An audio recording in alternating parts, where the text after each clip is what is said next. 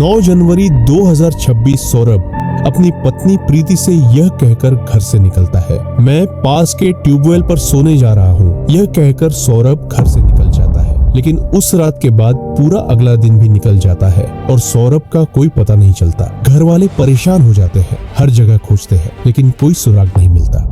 10 जनवरी को सौरभ का भाई मिथुन नरखी पुलिस स्टेशन जाकर गुमशुदगी की रिपोर्ट दर्ज कराता है। पुलिस सौरभ की तलाश शुरू कर देती है। 11 जनवरी की सुबह गांव के कुछ लोग काम पर जा रहे होते हैं, तभी एक व्यक्ति की नजर ट्यूबवेल के पास पड़ती है। वह पास जाकर देखता है तो वहाँ एक आदमी का शव पड़ा होता है। तुरंत पुलिस को सूचना दी जाती है। पुलिस मौके पर पहुंचती है। धीरे धीरे भीड़ इकट्ठा होने लगती है, लेकिन कोई भी शव की पहचान नहीं कर पाता। थोड़ी देर बाद सौरभ का भाई मिथुन वहां पहुंचता है। जैसे ही वह शव को देखता है, वह पहचान लेता है। पुलिस पूछती है, क्या तुम इसे जानते हो? मिथुन जवाब देता है, हाँ, ये मेरा भाई है सौरभ। इसके बाद सबके मन में एक ही सवाल होता है, सौरभ को रात के अंधेरे में ट्यूबवेल के पास किसने बुलाया था? सिर अलग करने की जरूरत किसने समझी और किस वजह से? और जब सौरभ की जिंदगी में न कोई दुश्मनी थी, न पैसों का कोई झगड़ा, तो फिर दुश्मन इतना करीबी कौन था? सौरभ 26 वर्ष का, लक्ष्मी नगर फिरोजाबाद का रहने वाला था। वह रोजाना ऑटो चलाकर अपने परिवार का पालन पोषण करता था। उसकी जिंदगी बिल्कुल सादा थी। उसकी शादी गांव में रहने वाली 26 की प्रीति से हुई थी। शादी के समय प्रीति नाबालिग थी। लगभग 2022 के आसपास उसे सौरभ के घर लाया गया था। ये शादी परिवार वालों की सहमति से हुई थी। उनका एक छोटा बेटा है और वे परिवार के साथ सीधी सादी जिंदगी जी रहे थे।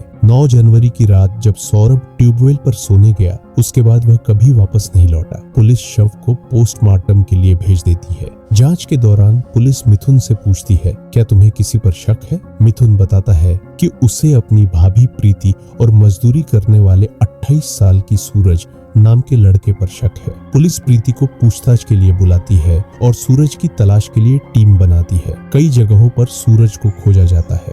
इसी दौरान सूरज अपने एक दोस्त के साथ श्रीरामगढ़ी के आसपास से गुजर रहा होता है। पुलिस उसे रोकने की कोशिश करती है, लेकिन सूरज नहीं रुकता। उसके पास कट्टा होता है। वह पुलिस पर फायरिंग कर देता है।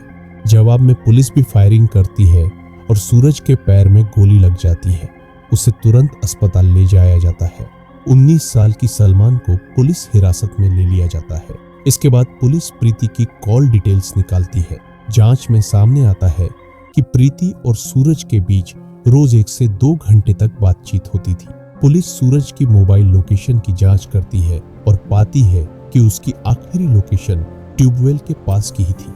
जब पुलिस प्रीति से पूछताछ करती है तो वह पहले साफ साफ इनकार करती रहती है, लेकिन जब सूरज और सलमान अपना जुर्म कबूल कर लेते हैं, तब प्रीति भी सब कुछ मान लेती है। प्रीति बताती है कि उसका सूरज के साथ 2022 से प्रेम संबंध चल रहा था। सौरभ उनके रिश्ते के बीच बाधा बन रहा था, इसीलिए उसे रास्ते से हटाने की योजना बनाई गई।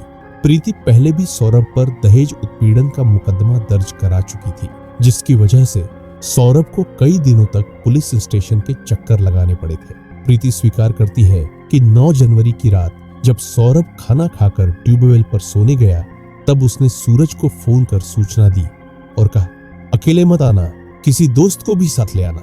सूरज और सलमान ट्यूबवेल पर पहुंचते हैं। सौरभ कुछ समझ पाता उससे पहले सामने से उसका हाथ पकड़ लिया जाता है और पीछे से गमछे से उसका गला घोंट दिया जाता है। सौरभ की सांसें थम जाती है। इसके बाद सूरज प्रीति को फोन करता है।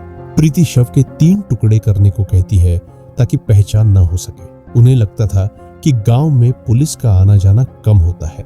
पुलिस जांच में यह बात सामने आती है कि इस पूरे हत्याकांड की मास्टरमाइंड प्रीति ही थी। पूछताछ के आधार पर प्रीति को गिरफ्तार कर लिया जाता है। यह मामला एक बार फिर यह सोचने पर मजबूर करता है कि कैसे कई बार समाज के दबाव में लड़कियों की शादी जल्दबाजी में कर दी जाती है, बिना भविष्य और मानसिक परिपक्वता को समझे, सिर्फ इसलिए कि वे किसी दूसरी जाति या समुदाय में न चली जाए। फिलहाल तीनों आरोपी पुलिस हिरासत में है। अब अदालत और कानून तय करेगा कि किसे क्या सजा मिलेगी। आपका इस मामले पर क्या विचार है? कमेंट में जरूर बताइए। अगर आपको ऐसी जानकारी पूर्ण वीडियो पसंद आती है तो वीडियो को लाइक करें और चैनल को सब्सक्राइब करना न भूलें। फिर मिलेंगे एक नई वीडियो के साथ। तब तक अपना ध्यान रखें। जय हिंद।